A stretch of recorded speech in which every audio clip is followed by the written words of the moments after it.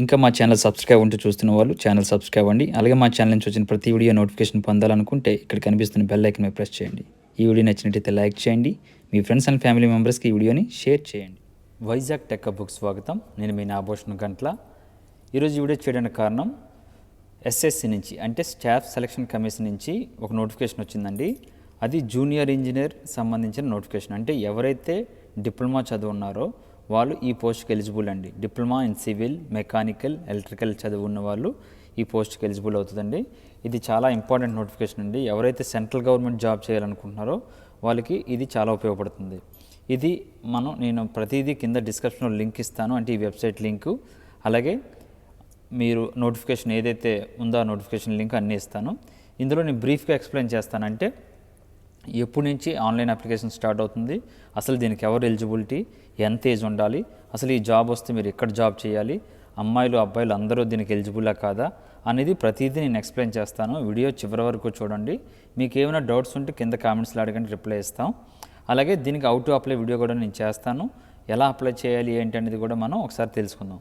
అయితే ఇందులో మనకి వేకెన్సీస్ ఎన్ని ఉన్నాయని ముందు చెప్పరు, వేకెన్సీ అనేది తర్వాత చెప్తారు. ఈ క్యాండిడేట్స్ కార్నర్లో మనకి నెంబర్ ఆఫ్ వేకెన్సీ ఎన్ని ఉన్నాయని తెలియజేస్తారు. అంటే మీరు ఈ జాబ్ వస్తే సిపిడబ్ల్యూడీ కానీ, బోర్డర్ రోడ్ ఆర్గనైజేషన్లో కానీ, ఎంఈఎస్లో కానీ ఎక్కడైనా జాబ్ చేయాల్సి ఉంటుంది. అది మీరు ఆప్షన్లు ఇచ్చిన దాన్ని బట్టి ఉంటుంది. కాబట్టి ముందు అప్లై చేయడం ఎలాగా అని తెలుసుకుందాం. అసలు నోటిఫికేషన్ అంటే ఏంటో తెలుసుకుందాం. వీడియోలోకి వెళ్ళిపోదాం.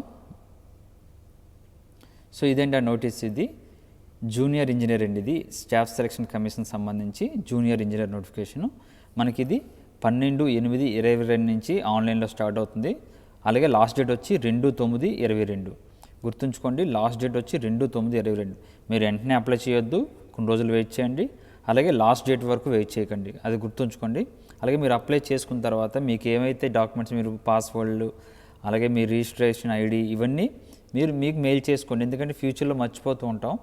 మీరు మెయిల్ చేసుకుంటే మీ మెయిల్లో ఉంటాయి కాబట్టి మీరు చూసుకోవచ్చు. అలాగే దీనికి ఇంపార్టెంట్ డేట్స్ అయితే 12/8/22 నుంచి స్టార్ట్ అయ్యి 2/9/22 క్లోజ్ అవుతుంది. లాస్ట్ డేట్ వచ్చి 2/9. అలాగే last date for offline challan వచ్చి 2/9. ఆన్లైన్ పేమెంట్, ఫీ పేమెంట్ చేయడానికి 3/9 లాస్ట్ డేటు. అలాగే window for application form correction 4/9/2022. వేస్ట్ అండి. ఇది మీరు అప్లై చేస్తున్నప్పుడే పక్కాగా అప్లై చేసుకోండి, ఏవి తప్పులు లేకుండా అప్లై చేసుకోండి. ఎందుకంటే మళ్ళీ మీరు ఆ కరెక్షన్ చేంజ్ చేసుకోవడానికి డబ్బులు పే చేయాల్సి ఉంటుంది. ఇక దీనికి రెండు ఎగ్జామ్స్ ఉంటాయండి. పేపర్ 1, పేపర్ 2 ఉంటుంది. పేపర్ 2 అనేది కంప్యూటర్ బేస్డ్ ఎగ్జాము, పేపర్ 2 అనేది రిటన్ ఎగ్జామినేషన్. ఇందులో పేపర్ 1 వచ్చి మనకి నవంబర్లో ఉంటుందండి. కంప్యూటర్ బేస్డ్ ఎగ్జామ్నే 200 మార్కులకు ఉంటుంది. సో డీటెయిల్స్ ఆఫ్ పోస్ట్ చూసుకుంటే, అసలు మీరు ఒకవేళ జాబ్ వస్తే ఎందులో చేయాల్సి వస్తుంది, దానికంటే ముందు మనం అసలు ఈ జాబ్ వస్తే మనకి లెవెల్ 6 పోస్ట్ వస్తుందండి. దీనికి శాలరీ వచ్చి 35,400 నుంచి 1,12,400 రూపాయల వరకు ఉంటుందండి. ఇది 7th సెంట్రల్ పే కమిషన్ ప్రకారంగా వీళ్ళు శాలరీ ఇస్తారు. ఇక డీటెయిల్స్ ఆఫ్ పోస్ట్ చూసుకుంటే, మనం ఈ జాబ్ వస్తే జూనియర్ ఇంజనీర్గా మనకి ఏ ఆర్గనైజేషన్లో ఏ పోస్టులు ఉన్నాయనేది ఇక్కడ ఇవ్వడం జరిగింది. చూసుకుందాం అంటే బోర్డర్ రోడ్స్ ఆర్గనైజేషన్లో అయితే junior engineer civil, junior engineer electrical and mechanical. అలాగే CPWD central public works department, దీని కూడా సివిల్, ఎలక్ట్రికల్. అలాగే central water power research station, central water commission, ఇలా రకరకాల ఆర్గనైజేషన్స్ ఉంటాయండి. ఇందులో నేను ఏవైతే ఈ జూనియర్ ఇంజనీర్ చెప్తున్నా ఇవన్నీ ఉంటాయి. అయితే వేకెన్సీస్ ఎన్ని అనేది నేను ఫ్యూచర్లో చెప్తాను. నెక్స్ట్ చేసే వీడియోలో మీకు ఎన్ని వేకెన్సీస్ ఉన్నాయో కూడా నేను ఎక్స్ప్లెయిన్ చేస్తాను. ఈ నోటిఫికేషన్లో అయితే మీరు ఎలా అప్లై చేయాలి, ఎవరు ఎలిజిబుల్ అని మాత్రమే చెప్తానండి. ఇక పాసిబిలిటీ, డిజేబిలిటీ, ఎవరైతే డిజేబిలిటీ ఉన్నారో వాళ్ళందరూ అప్లై చేయొచ్చు. అలాగే అమ్మాయిలు ఒక అంటే బోర్డర్ రోడ్ ఆర్గనైజేషన్ తప్ప అన్నిటికీ ఎలిజిబుల్ అండి. మీరు అమ్మాయిలు ఎవరైనా అప్లై చేసేటప్పుడు బ్రోకి ఆప్షన్ పెట్టుకోకండి. అలాగే ఇందులో ఫిజికల్లీ హ్యాండిక్యాప్డ్, అలాగే పీడబ్ల్యూడీ క్యాండిడేట్స్కి ఎలిజిబిలిటీ ఉంది కాబట్టి మీరు అప్లై చేసుకోవచ్చు. అలాగే ఎక్స్ సర్వీస్మెన్ కోటాలు కూడా ఎలిజిబిలిటీ ఉంది. ఇక్కడ చూడండి, only male candidates are eligible for the post of junior engineers in the Border road Organisation. అంటే ఇది బోర్డర్లో ఉన్న రోడ్లు వేస్తుంటారు కదండి, ఆ ఆర్గనైజేషన్ బోర్డర్కి వెళ్ళి వర్క్ చేయాల్సి ఉంటుంది కాబట్టి అక్కడ అమ్మాయిలకి అలౌ లేనట్టు ఇస్తున్నాడు అన్నమాట. సో ఇంకా ఏజ్ లిమిట్ చూసుకుందాం అండి. ఏజ్ లిమిట్ ఒక్కో పోస్ట్కి ఒక్కో రకం ఉన్నాయండి. యావరేజ్ అన్ని పోస్టులకి యాజ్ ఆన్ అంటే 1/1/2022 కల్లా మీకు 30 సంవత్సరాలు నిండి ఉండాలండి. అంటే మినిమం 18 ఇయర్స్ నుంచి 30 సంవత్సరాల లోపు ఉండాలి. ఒకవేళ 30 సంవత్సరాలు దాటితే మీరు ఎలిజిబిలిటీ కాదు.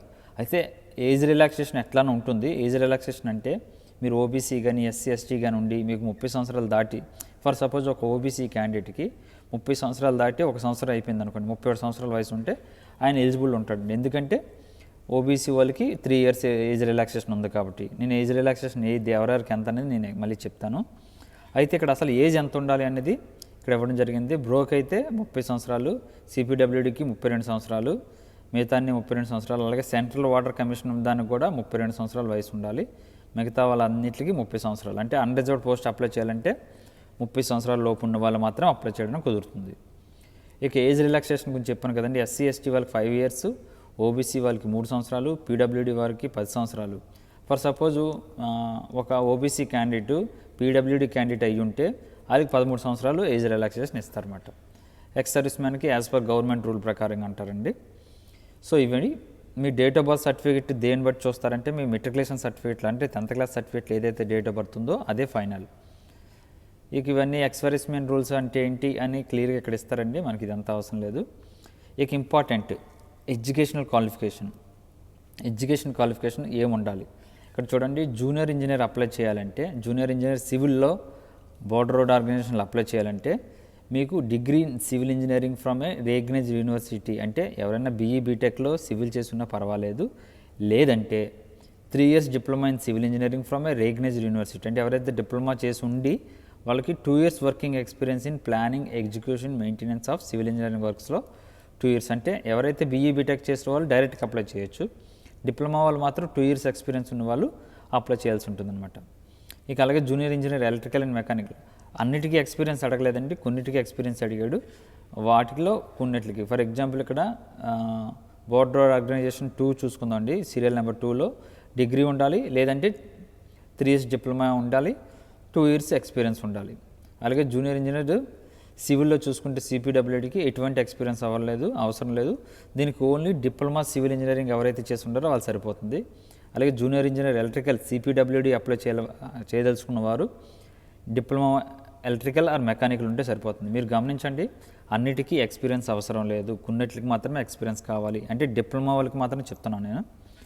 ఇక్కడ 5th post, 3rd post, 4th, 5th, 6th ఇవన్నీ ఓన్లీ డిప్లొమాలు మాత్రమే ఎలిజిబుల్ అండి, డిగ్రీ వాళ్ళు ఎలిజిబుల్ కాదు. అలాగే 8th పాయింట్ సీరియల్ నెంబర్ 8 చూడండి. Junior engineer civil central water commission మాత్రం degree or diploma in civil engineering ఉన్న వాళ్ళు సరిపోతారు. అలాగే ఇది ఎవరు దేనికి ఎలిజిబుల్ అనేది ఇక్కడ క్లియర్గా ప్రతి పోస్ట్కి ఇవ్వడం జరిగింది. మీరు అప్లై చేసేటప్పుడు ఆప్షన్లు ఇచ్చేటప్పుడు మీకు అనుగుణంగా ఎవరైతే మీ పోస్ట్కి అప్లై చేస్తున్నారో మీకు ఎక్స్పీరియన్స్ ఉంటే ఎక్స్పీరియన్స్ ఉన్నది పెట్టండి, లేని వాళ్ళు లేనిది పెట్టండి. ఇక్కడ మొత్తం సీరియల్ నెంబర్ అన్ని పోస్టులకు ఇక్కడ ఎవరు దేనికి క్వాలిఫికేషన్ అనేది క్లియర్గా ఇవ్వడం జరిగింది. మీరు అప్లై చేస్తున్న పోస్ట్కి మీకు ఆ క్వాలిఫికేషన్ ఉందో లేదో చూసి అప్లై చేసుకోండి. అలాగే బోర్డర్ రోడ్ ఆర్గనైజేషన్ అప్లై చేస్తున్న అబ్బాయిలకి మాత్రం ఫిజికల్ స్టాండర్డ్ కూడా చూసుకోవాలి, అది కూడా చూసుకొని అప్లై చేయండి. సో ఇది ఎడ్యుకేషనల్ క్వాలిఫికేషన్ అండి. ఏజ్ లిమిట్ చెప్పాను, ఎడ్యుకేషన్ క్వాలిఫికేషన్ చెప్పాను. ఇక హౌ టు అప్లై అనేది ముందు మనకి దీనికి అప్లికేషన్ ఫీ ఉంటుందండి. అప్లికేషన్ ఫీ మాత్రం 100 రూపాయలండి. ఈ 100 రూపాయలు ఎవరికి అంటే అన్రిజర్వ్ వాళ్ళు, ఓబీసీ వాళ్ళు మాత్రమే 100 రూపాయలు. మిగతా ఉమెన్ క్యాండిడేట్స్ కానీ, పీడబ్ల్యూడీ క్యాండిడేట్ కానీ, SC ST ex service man వీళ్ళెవరికి ఎటువంటి ఫీ ఉండదు. ఫీ 100 రూపాయలు మాత్రమే అండి. ఇక ఇది ఆన్లైన్లో అప్లై చేసే ముందు మనకి ఒక జేపీజీ ఫార్మేట్లో మీ ఫోటో ఉండాలి, సిగ్నేచర్ ఉండాలి. అది జేపీజీ ఫార్మేట్లో ఉన్న మీ ఫోటో 20 KB to 50 KB మధ్యలో ఉండాలి. ఇక్కడ సైజెస్ ఇచ్చారు చూడండి, 3.5 సెంటీమీటర్స్ to 4.5 సెంటీమీటర్స్ ఉండాలి. అలాగే సిగ్నేచర్ ఉండాలి. లాస్ట్ డేట్ నేను ఆల్రెడీ చెప్పాను, 2/9/2022.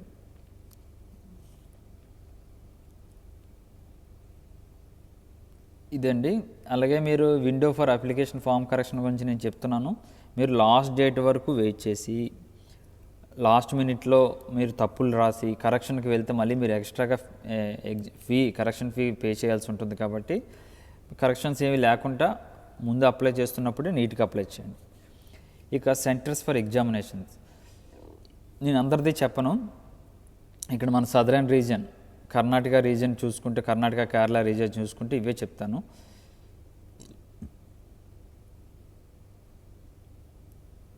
సదరన్ రీజన్ మనకి చీరాల, గుంటూరు, కాకినాడ, కర్నూలు, నెల్లూరు, రాజమండ్రి, తిరుపతి, విజయవాడ, విశాఖపట్నం, విజయనగరం ఇవి ఆంధ్రప్రదేశ్. ఇక హైదరాబాద్, కరీంనగర్, వరంగల్ ఇవి తెలంగాణ. ఇక మిగతా తమిళనాడు అవి నేను చెప్పట్లేదు. మీరు ఏ సదరన్ రీజియన్లో అప్లై చేస్తారో ఆ సదరన్ రీజియన్కి వెళ్ళి మీరు ఆల్ టికెట్ డౌన్లోడ్ చేసుకోవాల్సి ఉంటుంది. అప్లై చేస్తున్నప్పుడు మీరు ఏ రీజన్ అనేది క్లియర్గా ఇవ్వండి. మీరు ఏ రీజన్ నుంచైనా మీరు రాయొచ్చు ఎగ్జామ్. వీళ్ళు రీజన్ ప్రకారంగా పోస్టులు ఉండవు. అంటే మీరు ఇందులో అప్లై చేశారు, పక్క రీజన్కి మీరు ఎలిజిబుల్ కాదు అన్నట్టు ఉండదు. కాబట్టి మీరు పోస్టులు చూస్ చేసుకున్న ప్రకారంగా మీకు జాబ్ ఇస్తాడు. కాబట్టి ఇది ఎగ్జామ్ రాయడానికి మాత్రమే. మీరు ఎగ్జామ్ రాయడానికి ఈ రీజనే సెలెక్ట్ చేసుకోండి. ఎందుకంటే మీకు ఇక్కడ ఫర్ ఎగ్జాంపుల్ మీరు ఇక్కడే ముంబై సెలెక్ట్ చేసుకున్నారు అనుకోండి, ఎగ్జామ్ రాయడానికి ముంబై వెళ్ళాల్సి ఉంటుంది. మీరు ముంబైలో ఉండి ఇప్పుడు ఫర్ ఎగ్జాంపుల్ మీరు ముంబైలో జాబ్ చేస్తున్నారు అనుకోండి, అప్పుడు ముంబై సెలెక్ట్ చేసుకోండి. ఇప్పుడు మీరు వైజాగ్లో కానీ హైదరాబాద్లో కానీ ఉండి ముంబై సెలెక్ట్ చేసుకోవడం కరెక్ట్ కాదని నా ఉద్దేశం. ఇక స్కీమ్ ఆఫ్ ఎగ్జామినేషన్ గురించి చెప్తాను. ఎగ్జామినేషన్ మనకి 2 పేపర్లు ఉంటాయని చెప్పాను. Paper 1 computer based exam, paper 2 ఏమో రిటన్ ఎగ్జాము. ఇది 2 గంటల ఎగ్జాము, అది 2 గంటలే. పేపర్ 1, పేపర్ 2 కూడా 2 గంటలే. పేపర్ 1కి నెగిటివ్ మార్కింగ్ ఉంటాయి 1/4, అంటే ప్రతి 4 తప్పులకి 1 మార్కు మైనస్ చేస్తుంటారు. ఇక్కడ మనకి జనరల్ ఇంటెలిజెన్స్ అండ్ రీజనింగ్ వచ్చి 50 మార్కులకు, జనరల్ అవేర్నెస్ వచ్చి 50 మార్కులు, మీ ట్రేడ్ అంటే మీ బ్రాంచ్ ఏదైతే ఉందో, ఎలక్ట్రికల్ అయితే మెకానికల్, సివిల్ అయితే సివిల్ 100 మార్కులు. ఇవి 200 మార్కులకి ఎగ్జామ్ ఉంటుంది పేపర్ 1. ఇక పేపర్ 2 చూసుకుంటే 300 మార్కులకు ఉంటుంది, ఇది రిటన్ ఎగ్జామినేషన్. అయితే పేపర్ 2కి వీళ్ళు కాలిక్యులేటర్ తప్ప ప్రతిదీ అలౌ చేస్తారు. స్కేల్ కానీ మీ ఏదైతే లాగర్థం పేపర్స్ కానీ ఏదైనా మీరు పట్టుకెళ్ళవచ్చు పేపర్ 2కి. పేపర్ 3కి అయితే పేపర్ 1కి అయితే ఏం అవసరం లేదు. అయితే పేపర్ 1 సిబిఈ ఎగ్జామ్ మనకి నవంబర్లో ఉంటుంది. సిబిటి 2 మాత్రం ఎప్పుడు అనేది వీళ్ళు ఫ్యూచర్లో చెప్తా అన్నారు.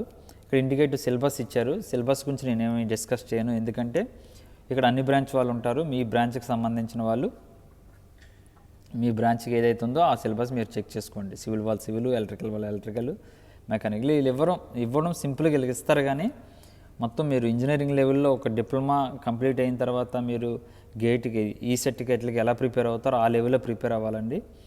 సో ఇక్కడ సిలబస్ చాలా తక్కువగా ఉంటుంది, కానీ అన్ని టాపిక్స్ ఇస్తారు వీళ్ళు. ఈ జోన్ నుంచి ఇక్కడ ఇవ్వలేదు, ఇక్కడ టాపిక్ ఏమి ఇవ్వలేదు అందులోంచి ఇవ్వడానికి మీరు అనుకోవద్దు. మీరు ఎస్ఎస్సి పేపర్లు, పాత పేపర్లు ఎంత ప్రిపేర్ అయితే అంత మంచిదండి.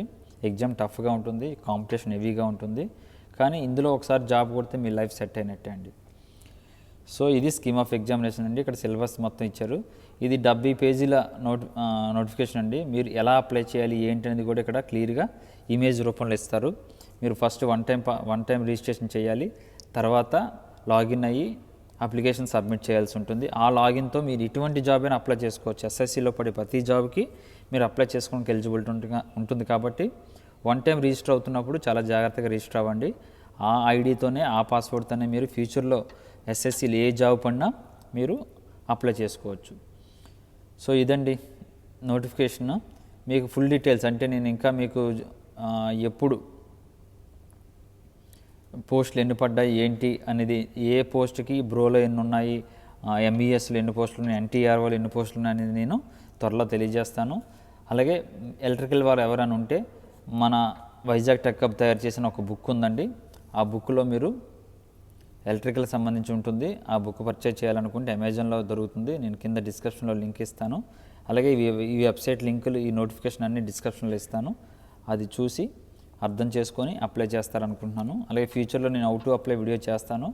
ఆ వీడియో కూడా చూసి అప్లై చేయండి.